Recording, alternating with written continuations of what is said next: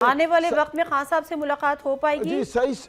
Barrister Gauhar की या सोहेल आफरीदी साहब की, उनकी बहनों की? खान साहब से मुलाकात हुई भी है कुछ लोगों की, अब मैं बोलना नहीं चाह रहा किसकी हुई किसकी नहीं हुई। अस्पताल में मुलाकात हुई है नहीं हुई है, जिनसे हुई है आप उन्हीं लोगों से पूछें कि अस्पताल में किससे मुलाकात हुई। आप ये कह रहे हैं कि जब हॉस्पिटल पिम्स लेकर आया गया रात के अंधेरे में इमरान खान साहब को उस प्रोसीजर के लिए आए ट्रीटमेंट के लिए, तो उससे किसी की मुलाकात हुई है इमरान खान साहब से? जी बिल्कुल, मैं कह रहा हूँ मुलाकात हुई है। अच्छा ये बताएं कि पीटीआई की हुई है या किसी हुकूमती शख्सियत की हुई है या किसी गैर सियासी शख्सियत की हुई है? पीटीआई के भी एक आध थे और जो मैं कहूँगा और नॉन पॉलिटिकल भी थे। गवर्नमेंट साइड से पॉलिटिकल कोई भी नहीं था मेरे पास। देखिए 100% इंफॉर्मेशन नहीं है, मगर ये ज़रूर है कि जी मुलाकात हुई है। आपको इंफॉर्मेशन दे रहा हूँ कि देखें चीज़ें बेहतरी की तरफ जा रही है।